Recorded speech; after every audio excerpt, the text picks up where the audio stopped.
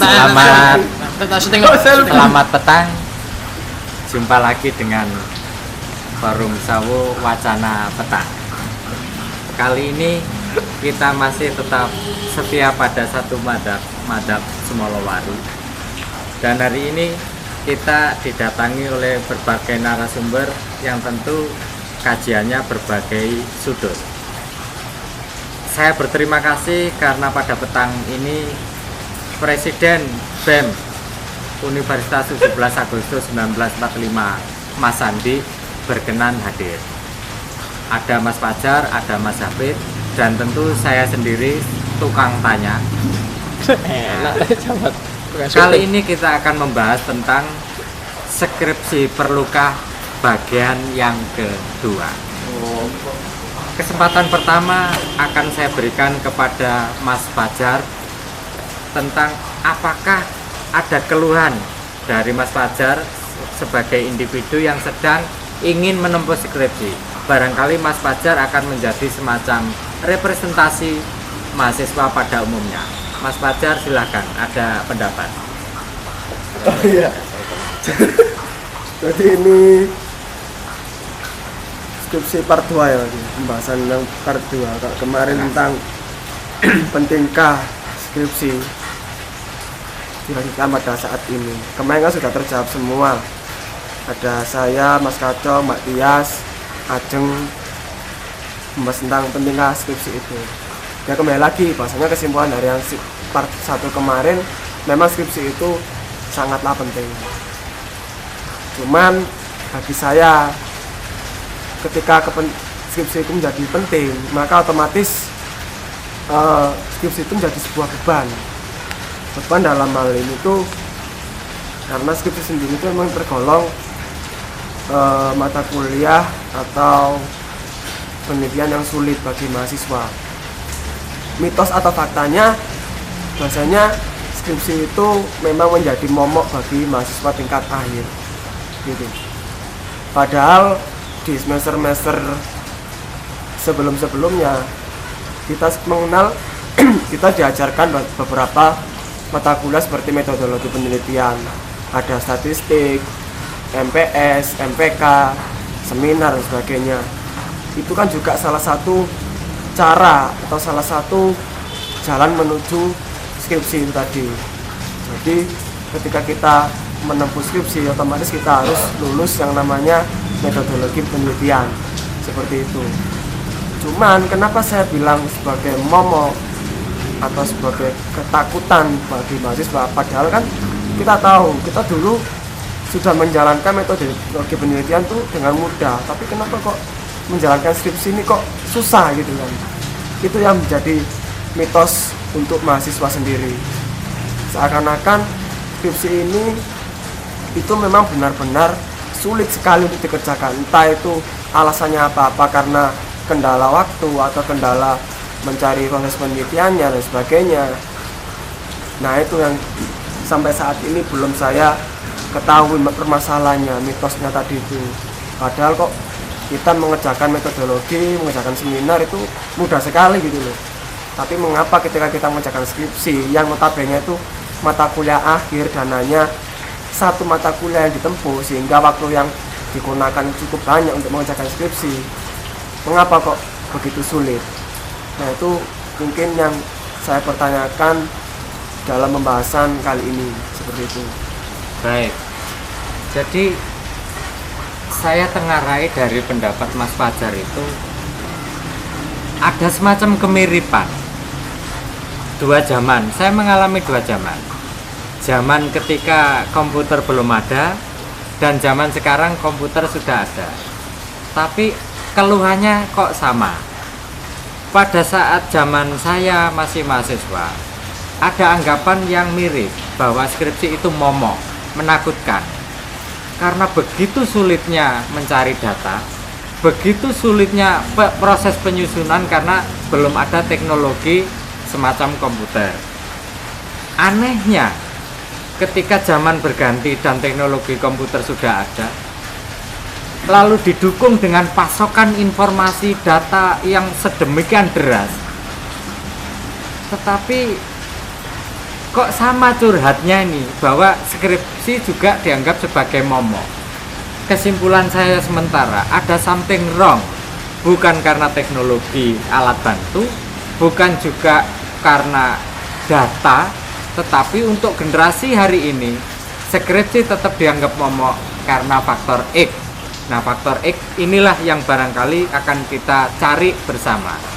Saya ingin beralih kepada Mas Sandi yang tentu mengerti betul bagaimana aspirasi-aspirasi mahasiswa yang selama ini mereka rasakan.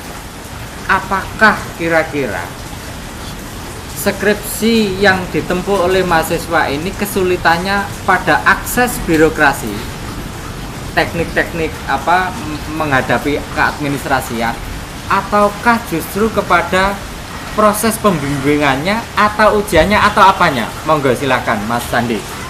Baik, selamat petang kawan-kawan dari Mazhab Semolowaru.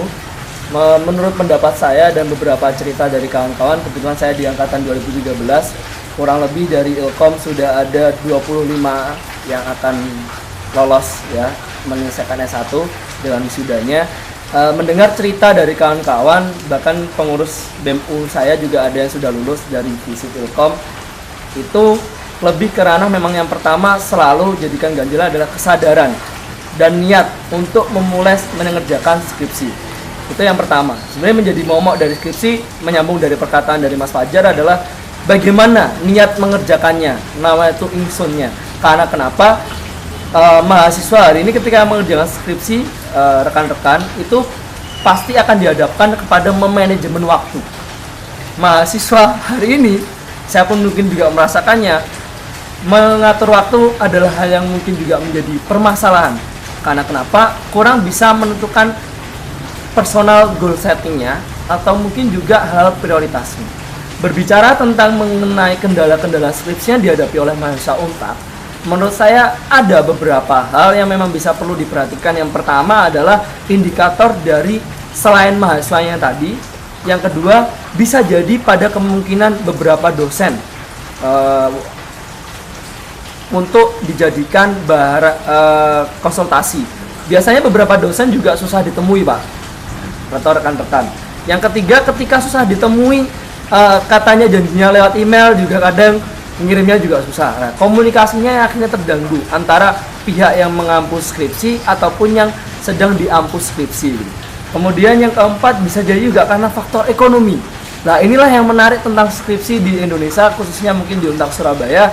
Kita tahu bahwasanya untuk mengambil skripsi harus dikenakan biaya sekian. Kemudian nanti ketika wisuda biaya sekian. Belum nanti pembayarannya dan lain sebagainya. Ke depan mungkin bisa dicoba kita ajukan semacam keringanan atau mungkin transparansi untuk bagaimana sistem skripsi. Tapi penilaian saya, karena saya juga belum mengambil skripsi dan belum akan mengambil skripsi, alangkah lebih baiknya coba kita tanyakan ke ahlinya langsung, ya ini Mas Fajar yang akan mengambil skripsi serta forum Sawo yang telah berbicara di forum pertama. Terima kasih. Baik, sebelum ke Mas Fajar dan ke Mas Habib, ada beberapa poin yang saya tangkap dari Mas Sandi tadi mengenai bagaimana menghadapi dosen. Kita tahu bersama bahwa dosen kampus kita ini termasuk adalah dosen yang sangat kreatif, karenanya sangat diharapkan kontribusinya pada sektor apapun, mengajar, penelitian, pengabdian, bahkan pemerintahan pun ikut juga menginginkan agar dosen-dosen kita aktif memberikan kontribusinya, sehingga ini berkorelasi pada manajemen waktu yang sebenarnya tetap bisa, tapi mensesuaikan antara waktu mahasiswa dan waktu dosen yang terlalu kreatif tadi. Lalu yang kedua, tentang bagaimana mahasiswa hari ini yang kesulitan dalam hal memanajemeni tujuan yang dirasa menurut skala prioritas, mana yang paling penting, mana kurang penting, dan mana tidak penting. Masih ada semacam kekacauan di dalam manajemen tersebut. Medsos hari ini adalah semacam candu yang bisa melenakan, sehingga dalam persoalan waktu seringkali medsos ini merupakan variabel yang sangat urgen, sangat mengganggu di dalam bagaimana mahasiswa memanajemeni waktu. Terkait dengan hal skripsi, kembali kepada mahasiswa Mas Fajar yang sekarang sedang menempuh dan berancang-ancang membuat judul. Benarkah poin-poin yang dikatakan Mas Sandi tadi bahwa itu pun yang Anda alami hari ini? Silakan. Ya. Bagi saya poin-poin tadi itu atau yang dikatakan tadi itu yang disebutkan oleh Pak Didi dan Mas Sandi memang benar. Beberapa poin tadi itu menjurus mengapa kita sulit sekali mengerjakan skripsi gitu. Karena mungkin ketika Pak Didin bilang era dulu dengan era zaman sekarang ini sama sebenarnya. Masalah-masalah yang kita alami, yang kita hadapi dalam mengampu skripsi ini rata-rata sama, selalu ada kesulitan. Cuma mungkin titik berat atau tingkat keberatan mengerjakan skripsi saat itu tuh terjadi pada era saat ini, pada zaman sekarang ini, di mana kita selalu diterpa oleh informasi-informasi, kata Pak Didin, sehingga kita itu sulit sekali memilih atau memprioritaskan sebuah kegiatan kita itu, termasuk juga dalam pemilihan judul skripsi. Kita selalu dibingungkan dengan skripsi itu sendiri, mulai dari judulnya, mulai dari penelitian, dan hingga masalah-masalah yang kita masukkan ke dalam skripsi tadi itu. Karena terlalu banyak sekali informasi-informasi yang masuk ke dalam pikiran kita, sehingga kita itu bingung gitu, kita gundah galau gitu loh. Padahal kenyataannya mengerjakan penelitian itu sebenarnya mudah ketika kita itu mampu dan kita fokus dalam satu tujuan. Seperti itu. Nah, jadi poin-poin tadi itu memang sangat berpengaruh terhadap kita dalam mengerjakan skripsi tadi itu. Cuman menurut saya poin yang paling utama adalah bagaimana caranya kita itu mengukuhkan sebuah niat atau sebuah tekad untuk benar-benar segera mengerjakan skripsi itu tadi. Karena ada juga beberapa teman saya yang bisa menyelesaikan skripsi itu tidak lebih dari 1 bulan. Nah, bagaimana caranya bisa seperti itu? Mereka hebat sekali gitu loh. Sedangkan saya sendiri kebetulan 2 semester baru bisa mungkin akan melanjutkan skripsi ini di semester kedua ini. Jadi saya molor gitu. Nah, itu nggak tahu apakah karena saya memang tidak niat untuk mengerjakan skripsi itu, apa karena faktor-faktor yang lain. Tapi intinya memang mungkin tadi yang paling pengaruh, yang paling penting adalah tekad untuk benar-benar selesai mengerjakan skripsi. Kalau toh teman saya ini bisa mengerjakan skripsi dengan cepat, kenapa saya nggak bisa? Nah, itu kan jadi pertanyaan gitu kan. Nah, mungkin dari situ yang bisa saya paparkan tentang poin-poin tadi. Ya.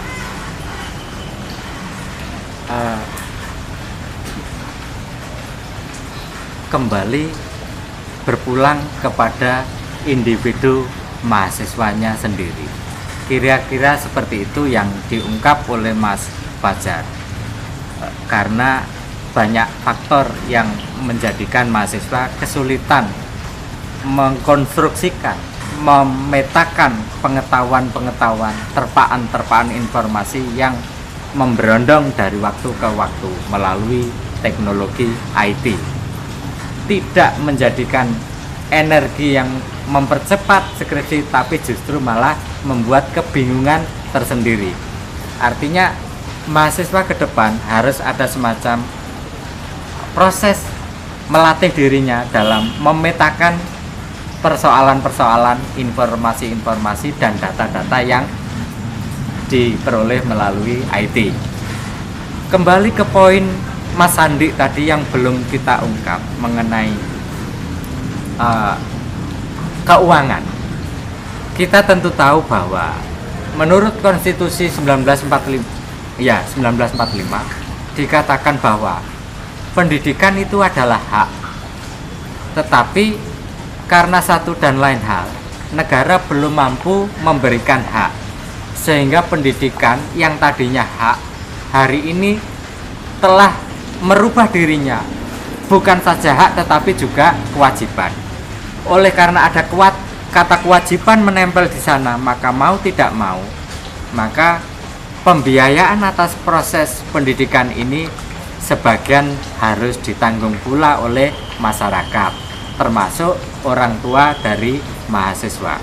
Sekarang kepada Mas Hafid, selaku aktor yang sehari-hari bersinggungan dengan rakyat, yang tidak pernah steril dari urusan-urusan masyarakat, tentu Mas Hafid memahami janjane kondisi masyarakat iki piye? Apa urip iki sangel apa piye? Kok sekolahnya kangelan karena biaya piye? Terima kasih.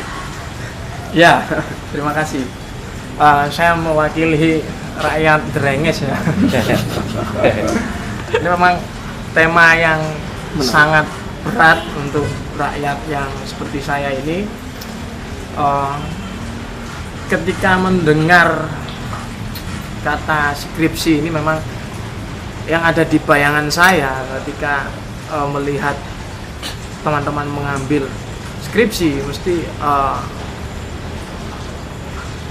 pergaulannya kalau nggak sama laptop ya ngobrol sama dosen bab penelitian kan. Yang menjadi gangguan dalam pikiran saya ini adalah sebenarnya skripsi sendiri itu dibutuhkan oleh siapa yang paling utama, mahasiswa sendiri atau siapa itu loh. Nah, yang saya bingungkan adalah kalau memang skripsi ini dibutuhkan sebagai usaha akhir dari mahasiswa, saya termasuk rakyat yang bingung ya, belum mengambil mata kuliah tersebut, mempelajari untuk menuju mengambil skripsi ini saja itu sudah membingungkan buat saya ya. Soalnya yang saya tahu adalah ngomong soal skripsi ini ngomong soal penelitian. Ngomong soal penelitian, seperti yang disampaikan oleh Mas Fajar tadi, harus menempuh metodologi ini, metodologi dan lain-lain. Sedangkan saya sendiri sebagai rakyat yang Drenges ya, untuk meneliti perangkat apapun saya kira bisa dilakukan sekalipun tidak ada modal teori yang muluk-muluk seperti yang ada di perkuliahan mahasiswa. Nah, ini yang menyebabkan seolah kita berbeda dengan antara mahasiswa dengan rakyat pada umumnya. Saya pernah nongkrong di warung-warung kopi itu ketika saya mengobrol soal skripsi juga. Saya bertanya dengan teman saya yang notabene tidak menempuh pendidikan. Ya, saya coba ungkapkan kegelisahan saya karena saya ini termasuk mahasiswa yang semester 6 ya, mau juga mengambil skripsi setelah beberapa semester lagi. Saya curahkan pendapat saya bahwasanya saya ini termasuk orang yang emoh sajane skripsi, karena orang seperti saya ini mau dites, meneliti disuruh barang harus meneliti ini, harus meneliti itu, harus melewati ini, harus melewati itu. Soalnya bagi saya itu kurang pas, sehingga pendapat teman saya pernah mengatakan bahwa meneliti ini enggak diperlukan metodologi yang muluk-muluk. Artinya kemampuan dasar manusia memang sudah cukup dipakai untuk bab meneliti, asalkan output yang dihasilkan dari penelitian itu sendiri baik gitu. Ini yang menjadikan saya bingung. Bahkan dia mencontohkan sebuah kisah ya, kalau di perekonomian tentang kisah lalu seorang anak yang menjual sapi ya, yang harus mematuhi orang tuanya untuk menjual sapi dengan harga sekian. Jadi seorang anak itu disuruh ibunya, kamu jual sapi ini seharga 1.000. Ternyata tanpa banyak cakap, anak itu ke pasar menjual, ada seorang yang menawar, ya sudah, saya beli sapi ini 2.000. Nggak dilepas karena perintah dari ibunya yaitu 1.000. Nah, kemudian dia pulang, bagaimana? Nah, apakah sudah laku itu sapi? Tidak laku, Bu. Apakah tidak ada yang menawar? Ada sih, berapa? 2.000. Lah kenapa nggak dilepas? Loh, karena perintahnya dijual 1.000. Kemudian ya sudah, jual aja 2.000. 2.000 akhirnya disamperin orang yang menaruh 2.000. Ini saya jual 2.000. Ternyata si orang itu menjawab, uangnya sudah saya belikan sapi yang lain sehingga tidak ada lagi uangnya. Kemudian ada ditawarkan ke orang yang lain, ada yang menawar seharga 1.000, tidak diberikan karena perintahnya dijual 2.000.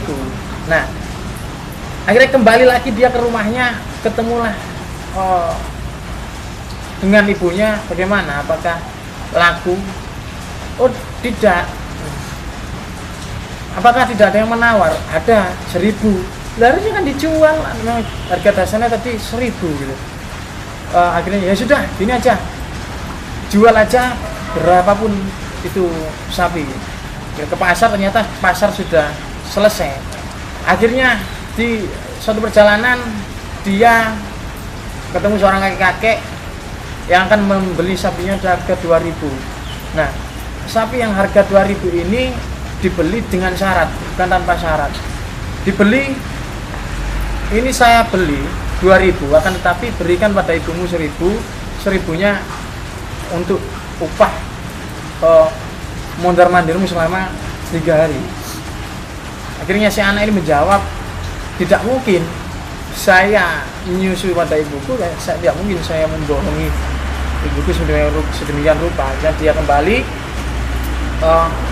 ternyata ibunya pun tidak keberatan dengan cerita anak ini. Akhirnya pada suatu hari sapi itu ada yang membeli dengan harga emas seberat sapi itu sendiri. Lah, artinya kalau kita mau pakai metode penelitian yang lain, akhirnya kita kebingungan. Ini pakai teori marketing yang bagaimana gitu. Lah, ini kan malah menjadi kebingungan. Nah, itu yang yang saya terima obrolan dari rakyat-rakyat di warung kopi. Akhirnya yang menjadi kebingungan saya saat ini untuk melangkah lebih jauh kepada skripsi adalah hal yang demikian. Untuk siapakah sebenarnya skripsi? Apakah benar untuk mahasiswa itu sendiri atau untuk lembaga pendidikan itu sendiri? Itu. Ya, baik. Dari gambaran yang telah diberikan oleh Mas Hafid tadi, dapatlah kita petik hikmah dari cerita tadi.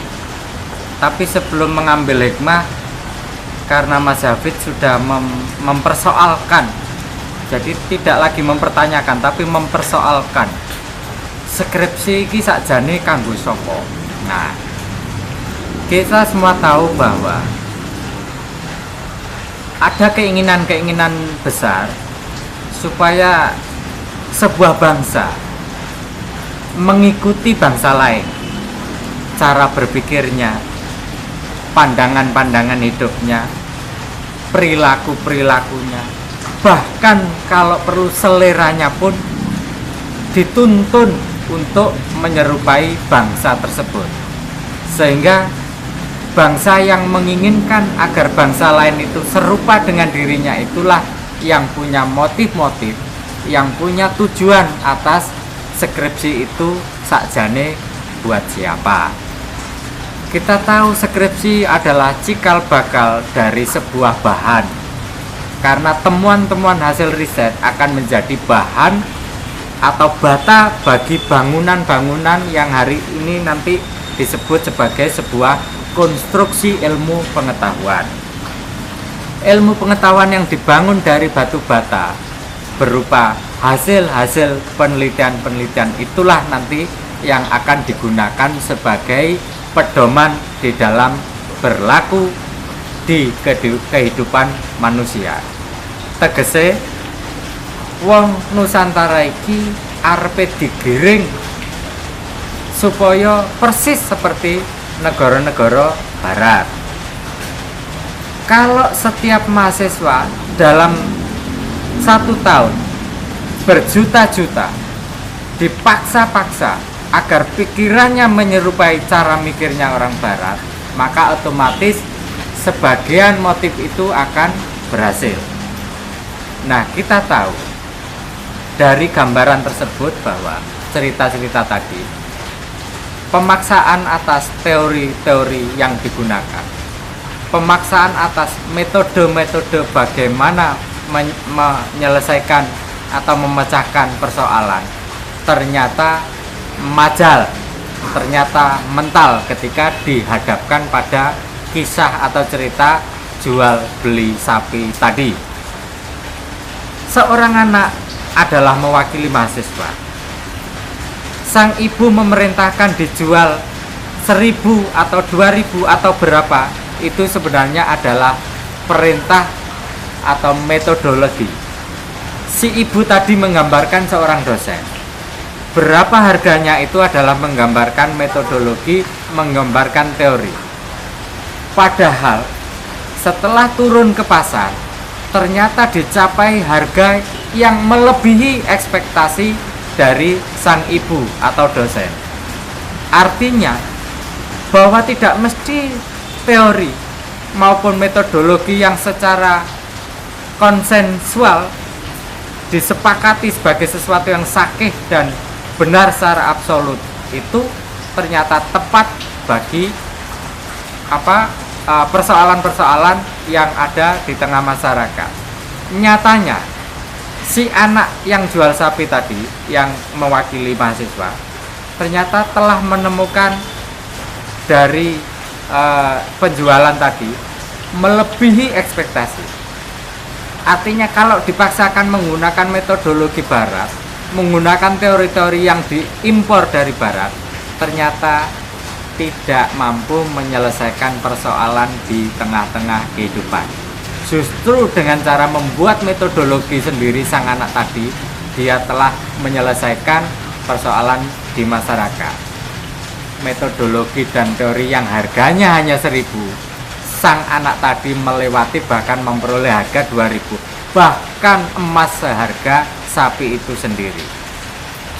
Dari gambaran kisah tadi, hikmah yang bisa kita petik adalah sejak hari ini tidak ada lagi pemutlakan, tidak ada lagi absolut di dalam membuat metodologi, di dalam merujuk teori-teori.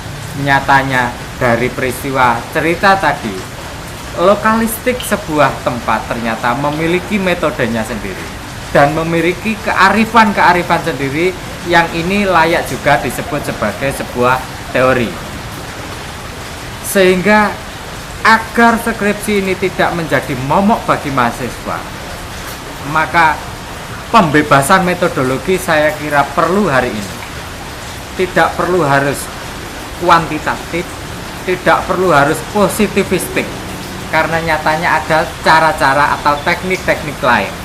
Ada teknik fenomenologi di sana, ada Verstehen di sana, bahkan ada partisipan observer dan sebagainya. Yang kalau itu diterapkan di bumi Nusantara dan kita tahu bukan Eropa, itu lebih cocok, lebih tepat, dan ternyata bisa menggali lebih dalam. Seorang calon insinyur pertanian tentulah pintar di bidang teori-teori pertanian, tapi nyata-nyatanya sang petani lebih mampu menghasilkan padi yang berbobot dan berkualitas. Mengapa? karena petani menggunakan metodologi Verstehen, sementara sang calon insinyur pertanian menggunakan metodologi barat. Dengan ini saya katakan, skripsi tidak perlu lagi menjadi momok bagi mahasiswa, karena mahasiswa telah memiliki metodologi sendiri yang dirasa cocok dan dirinya sendiri bisa menjadi alat penelitian. Matanya, hidungnya, lidahnya, pendengarannya, dan semuanya bisa menjadi alat bagi penelitian. Inilah yang saya katakan sebagai fenomenologi maupun Verstehen tadi. Kembali kepada persoalan mahasiswa, Mas Sandi, kira-kira kampus yang lebih banyak diwarnai metodologi positivistik itu kira-kira gelem ora diajak nang ke arah metodologi yang lebih sesuai dengan kearifan lokal? Monggo. Baik, menurut pendapat saya bisa jadi untuk diajak, tapi penyelesaian pada pengusulan untuk diajaknya itu kita harus memang melalui jalur birokrasi. Sepengetahuan saya adalah skripsi dan kurikulum lain sebagainya itu telah disahkan oleh Menristek Dikti. Sehingga ketika kita ingin merubah pengajuannya, maka kita harus melakukan kajian yang komprehensif dan melibatkan partisipan yang benar-benar sebagai sasarannya. Dalam artian, berarti orang-orang yang akan mengambil skripsi. Dalam kajian tersebut bisa kita bawa beraudiensi kepada Menristek Dikti, dan kita bisa coba untuk mengadakan komunikasi langsung bahwasanya ini loh fakta bahwasanya memang positivis tadi, atau mungkin bahasa saya adalah teori-teori skripsi barat, itu masih kurang cocok, bahkan tidak cocok sama sekali apabila dilakukan di bumi Nusantara ini. Dan ini loh Pak Menristek yang terhormat, kita sudah ada kajiannya nyata, dan ini yang lebih baik seperti itu. Jadi kalau bicara tentang merubah, sebenarnya bisa Pak, karena hari ini kita berbicara di negara hukum, dan pengampu untuk perguruan tinggi ada di bawah naungan Menristek Dikti, yaitu Pak M. Nasir yang terhormat. Semoga melalui video ini ada gambaran kita ke depan, bisa bersama-sama berkolaborasi untuk melakukan kajian lebih lanjut, serta kita bisa mengadakan audiensi bersama Menristek Dikti. Itu mungkin dari saya. Terima kasih. Baik. Dari uraian Mas Sandi tadi bisa kita peroleh semacam narasi bahwa ini saya simpulkan. Penelitian yang baik bagi Nusantara adalah penelitian yang mengabdi pada potensi Nusantara. Jangan sampai ada penelitian yang menjadi jongosnya kapitalisme, jongosnya industri, bahkan jongosnya teknologi yang tidak cocok dengan bumi Nusantara. Dengan demikian, penelitian kalau mau mengabdi pada potensi Nusantara, berarti penelitian itu harus menoleh atau menjadi semacam jawaban bagi persoalan agrarisme, dan penelitian yang menoleh dan menjadi jawaban bagi persoalan kemaritiman. Sehingga setiap penelitian-penelitian yang ada nanti justru akan menjadi khasanah untuk memperkaya bagaimana mengelola bumi Nusantara. Namun Mas Sandi mengatakan ada persoalan sedikit di sana mengenai regulasi. Kebetulan regulasi yang ada di Indonesia melalui Menristek, dan telah ditetapkan bahwa Ristek yang benar adalah yang A, B, C, D, dan seterusnya. Sehingga kalau ada usulan-usulan, metode-metode penelitian, teori-teori untuk penelitian yang cocok dengan bumi Nusantara, maka harus disalurkan melalui mekanisme yang benar. Namun secara ilmu komunikasi, sebuah regulasi tentu tidak sekonyong-konyong bisa diubah, harus dibuatkan sebab akibatnya dulu. Tegese konco-konco mahasiswa harus membuat konstruksi sosial dulu. Dari mana konstruksi sosial terbentuk? Adalah dari berseliwerannya opini-opini, tentang-perentangnya gagasan-gagasan. Sehingga mahasiswa punya tugas yang agak berat, selalulah memproduksi gagasan yang memperkuat agar terjadi konstruksi sosial. Sehingga jika konstruksi sosial ini nanti terbentuk, akan menjadi agenda setting.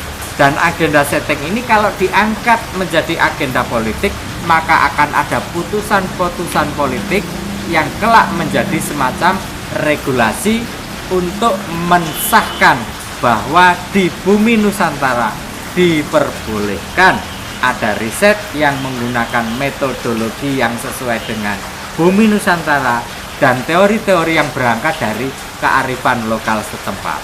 Saya kira itu saja pertemuan pada petang hari ini yang bisa kita ambil hikmahnya. Saya akhiri. Wallahul muwaffiq ila aqwamit thoriq. Wassalamualaikum warahmatullahi wabarakatuh. Waalaikumsalam warahmatullahi wabarakatuh. Allahumma shalli ala Muhammad. Wassalamualaikum.